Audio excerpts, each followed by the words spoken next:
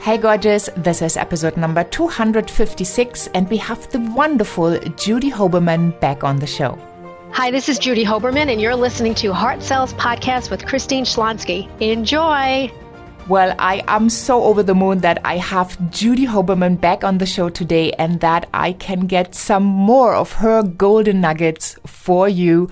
We will be talking today about why you don't even need to sell anything while growing your business and how that works. Judy Hoberman is an award-winning international speaker, a best-selling author, trainer, and leading authority on women in leadership.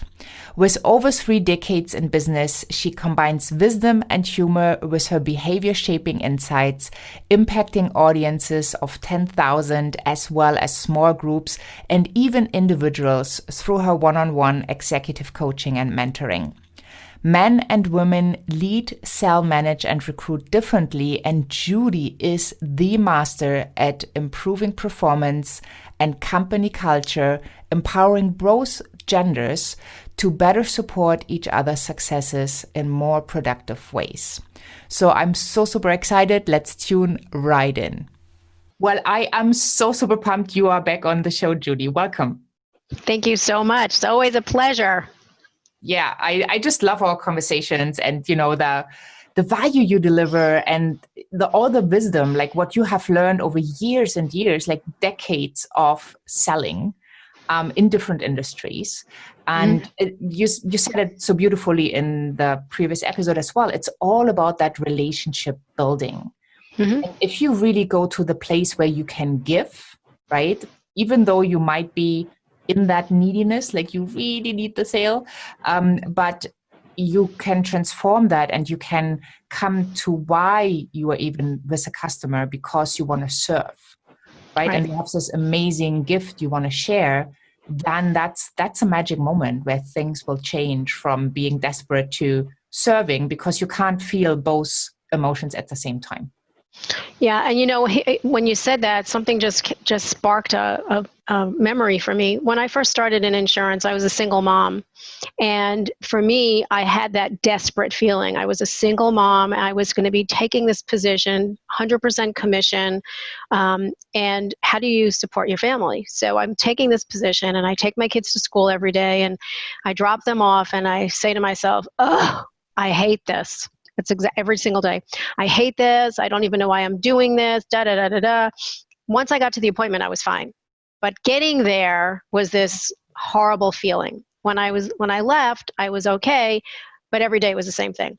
But one day, it was probably a month into this wonderful career that I was having, I looked at my kids and I said, you know what? My one and only job in this entire world is to protect my children. And all of a sudden, the desperation and everything flipped because I thought, if I could protect my family, what about yours and yours and yours and yours? So I got in my car, I drove my kids to school, I took my rearview mirror and turned it to me so I could see myself, and I said, you now have the privilege of protecting a family. It was a very different mindset. Put the mirror back, drove, I was all excited, and my career changed in that moment. And even though I did have those moments of desperation and how do I support and so on and so forth, it wasn't the desperation of, if I don't get this sale. And to me, that was the difference of like night and day. So that's what changed my career. Yeah, I just love it. It's so, so powerful. And I see that, and probably you see that too with your clients. Once you help them to shift that mindset, as I call it, into a sales success mindset, everything shifts. Yeah, you can absolutely have a fun conversation instead of a sales conversation, right? You're building a relationship where somebody at the end pays you, gives you money for all the value you are adding. But it's not that sleazy, slimy, transactional kind of thing that so many people, especially women, are afraid of. Yeah. Yeah, and you have to remember that not everybody's your customer. So when the answer is no, it doesn't mean they're saying no to you. They're saying no to your product or your service. And that's a big learning lesson because you always think it's you. Failure is an event. It's not a person. So if it failed to go through, it's because of it. is the situation. It has nothing to do with you, unless it does, and then that's a different story, but most times it isn't. And so you want to have a relationship with people, and you want to be able to say to them, this is what I suggest. From what you've just told me, here's something that I suggest. But like I told you before, I have walked away from many sales, it just because it didn't make sense to me, but I've received so many referrals rather than the sale. And the other piece is we sold a very, very highly underwritten product. So if you were not like really healthy, you couldn't get through. And so one of the things, I mean, you walk in and you see somebody that's on an oxygen tank, you can't write them, but I always continued my conversation. I continued with it as if they had the possibility. And then I would say, you may not be able to qualify for this, but I do have something else that would work for you. So I never just walked out the door going, oh my goodness, I can't even do this. I always acted as if they were part of my circle. I love that. So it's including people. It's, giving that being of service and helping them to find the best way possible. And then it's up to them to say, well, I want it or I don't want it, but at least you provide that possibility. Right. And remember, you can't do this alone. So no matter what you're selling, it's not just you. So for me, I always had somebody that had a guaranteed issue policy. I had somebody that was, auto insurance, things that I didn't sell. So I had a team. So if I couldn't help you, I knew that so-and-so could help you or so-and-so could help you. So make sure no matter what sales you're in, no matter what you're selling, you should have those strategic partners available as part of your team because it's important. You can't be everything to everybody because then you're nobody to anybody. Yeah, so true. So how do you handle rejections now? I mean, what advice could you give people who maybe cringe when they hear no, or they go in and think, oh, please don't say no. Like I just need one more sale to win that thing or whatever it is. Like what advice could you give them so people could focus on what's really important? So I have a favorite 4-letter word. So anytime I hear something that makes no sense to me, like no, I use it. And it's in my brain. I don't say it out loud, but really I used to do it with my sales team. And the word is next, next, next, next. Because this person wasn't right for you, but the next person probably will be.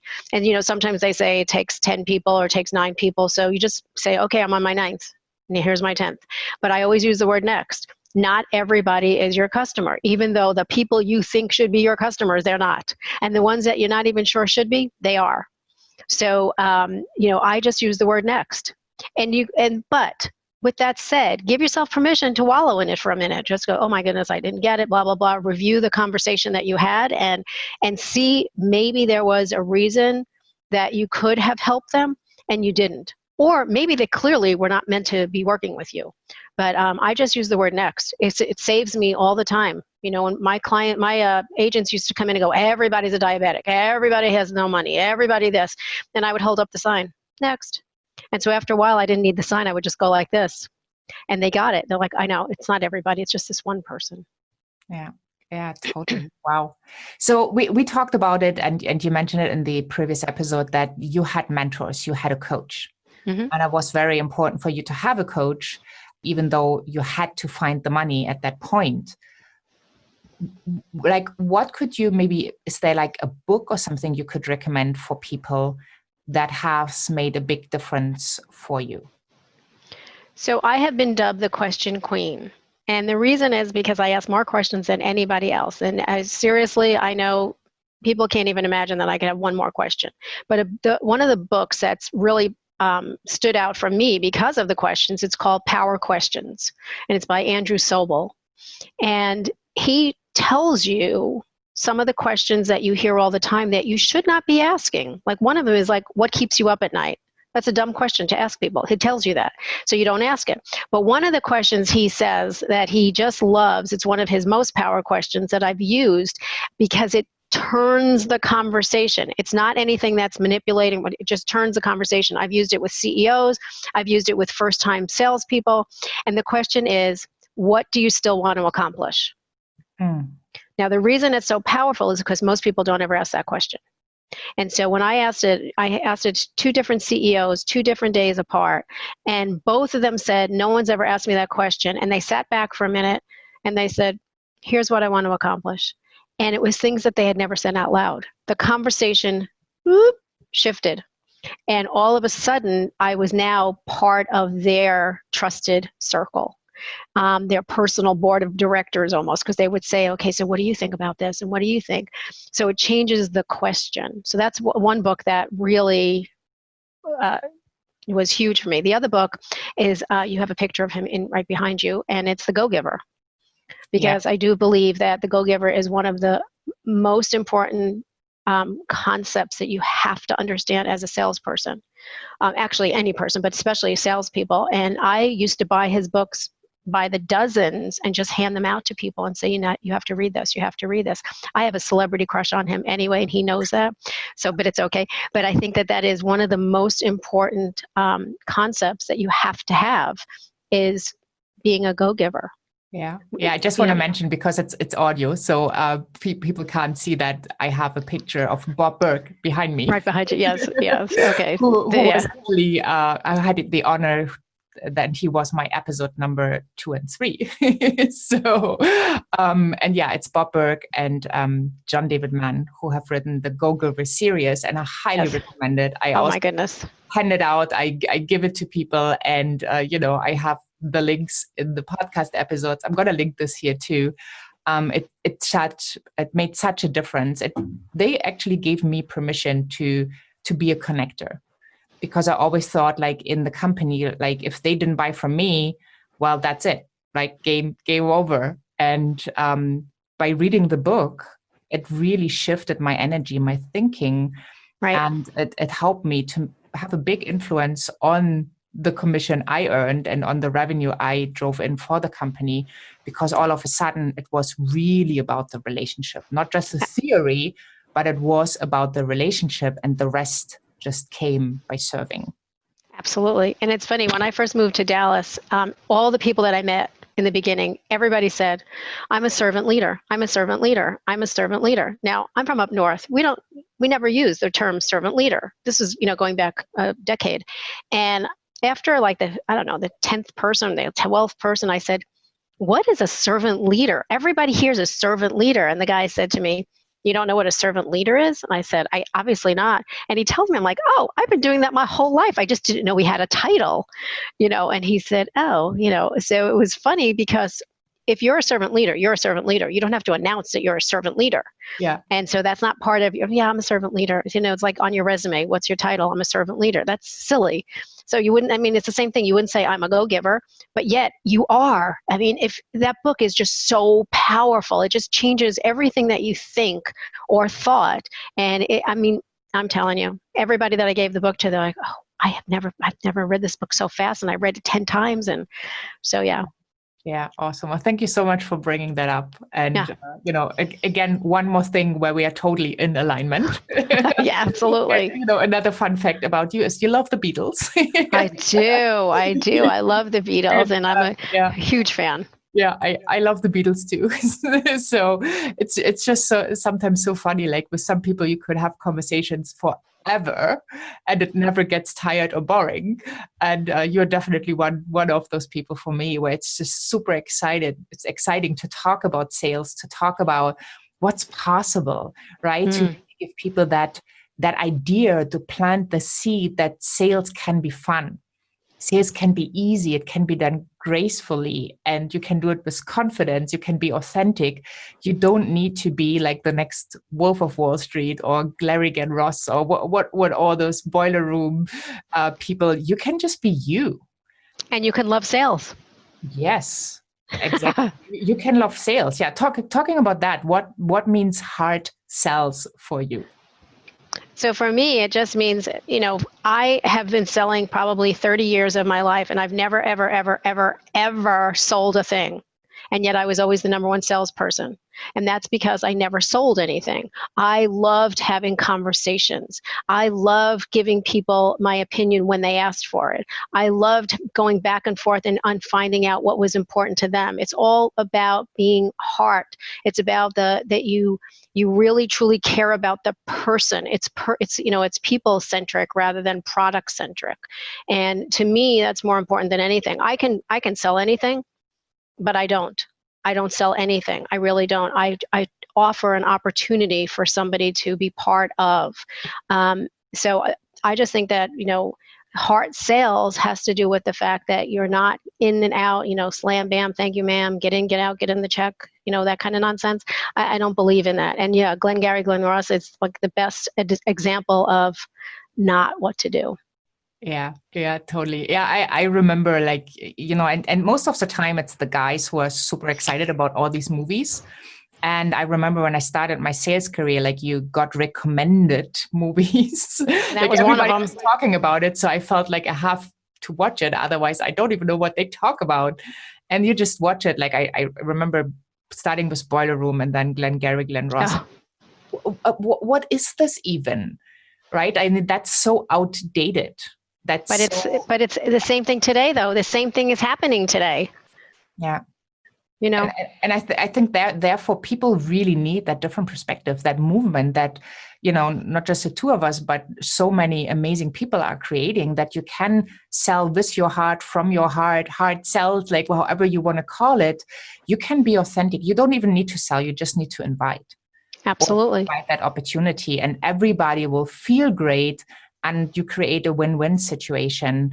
And that's when business becomes so beautiful, because you have friends everywhere and clients, and there's not this line in the middle of, well, that's my friend, never sell to friends, and that's my clients, everybody who gave me money for whatever I talked them into. Yeah. So. I know when I first started in insurance, the very first day I went to the office, it was all men and me, all men. And talk about boiler room. So there was the phone room, and everybody was in there, and it was so loud. It was so loud. And you'd hear things like, so how much money is in your checking account? When was the last time you went to the doctor? What medication are you on? Blah, blah, blah, blah, blah, blah. And so I thought it was like bowling. Like in bowling, if you're standing there with a ball, they stop. The people next to you would stop and give you, the right of way. Well, here, if you pick up the phone, it just gets louder. So I went to my manager and I said to him, okay, so here's the deal. This is how I'm saying it to him. I'm there whole 12 minutes. Here's the deal. I said, I don't think I can sell like this. I need a quiet space, and I need to be able to, talk to people and so on and so forth. But I'll always have 20 appointments like you're telling me. I will never come in with less than that, blah, blah, blah. He said, well, here's the deal, little lady. The first time you come in with less than 20 appointments is the time you're out the door. That's how I started my career. I don't even know what made me stay, other than I thought, well, there's something here. It sounds like a challenge to me. But, so it doesn't have to be like that. I did everything from my house. I made more than 20 appointments a week. I was very successful. And once they started to see that I was successful, then they'd say to me, what are you doing? How are you doing this? How do you make so many sales? How's your business staying on the books? It was different because I was building relationships. Even though I took longer, even though I asked a lot of questions, it was building a relationship. And that's what sales are. Yeah, I 100% agree. And I remember, I started out in that big office space. It's so hard to focus and concentrate. And so I got myself a plant. I put it in front of me and I talked to the plant so I would not be distracted with all the noise around me. And that's a big challenge. So I'm very happy that you were able to work from home. Wasn't easy. Yeah, it's it didn't work with this company, but nevertheless, I found my way through, and still was able to create that massive success. But that challenge was a huge one. And I don't see why you would put people through that if there is another way. Because that's the way it's always been done.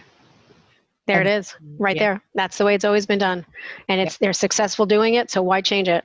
Why put money in something that that's unknown? Why do you need to have a training program that talks about leadership?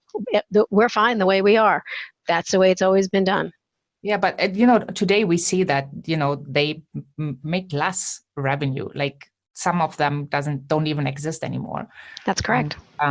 People that put their hearts in, they have thriving businesses. I mean, you see that everywhere, and I'm so happy and amazed that this is actually a movement, and people are really looking for these leaders in that space, and that's just beautiful. It tells me it's time for change.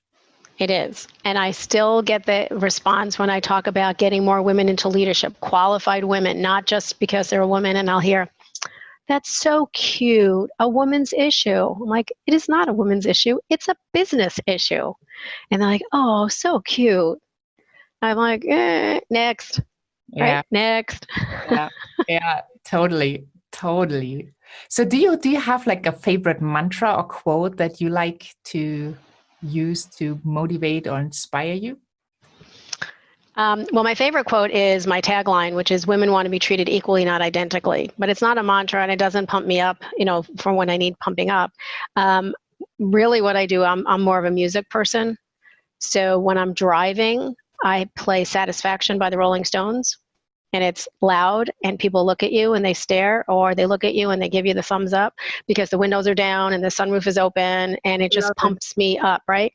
Yeah. So that's what I'll do before I go into an appointment that I'm a little nervous about. If I need to be calmed down, I play Andrea Bocelli because it sounds like I'm driving through Italy, and I love that. So that's what I do. I mean, there's plenty of mantras that I could do, but I'm really more of a music person. Yeah. So you just have to find whatever inspires you to do the great things. Yeah, I love it. And yeah, let's send people to your amazing mini guide, which does, you say like scratches the surface, but I think people get so much more when they understand the concept of selling in a skirt, which I just love that brand. Tell us about what are people getting? So it is a mini guide, and it is like a mini version of what we do in selling in a skirt, but it gives you all kinds of different activities and exercises and case studies where you can take it and implement it today. Because I think that's the important part, is being able to use something right away. Somebody said to me, I'm changing everything I do. Don't do that. Take one thing and work on it and see how it works for you.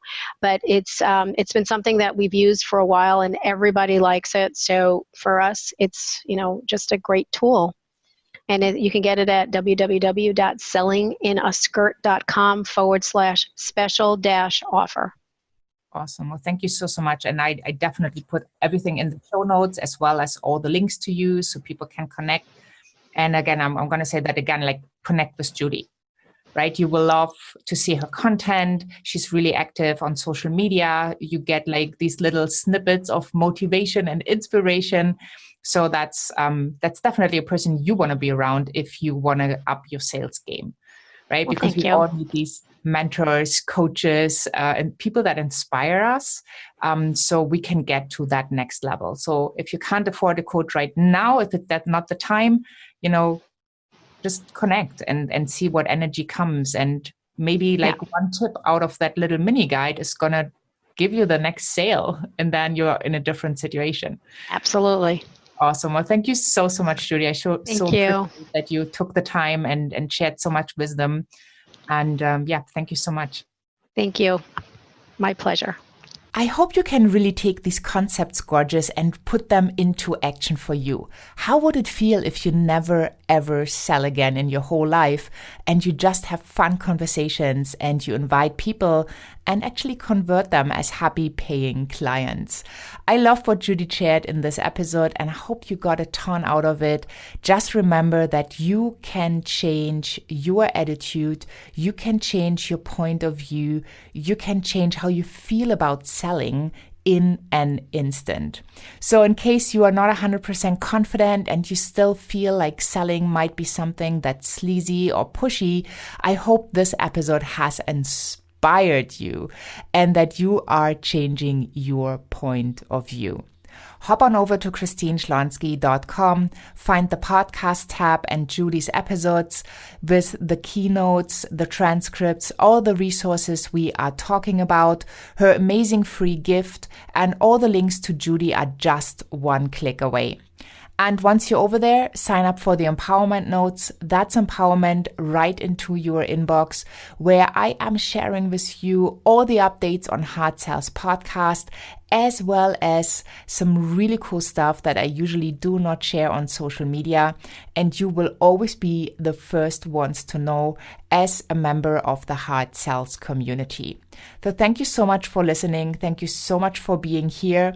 Please share the podcast with a couple of your best friends that you think could be supported in learning how to sell with ease, grace, and confidence, how to ask their price, and how to really enjoy sales, having fun, and growing a business. Thank you so much. Have a wonderful day wherever you are in this beautiful world. And I'm saying bye for now.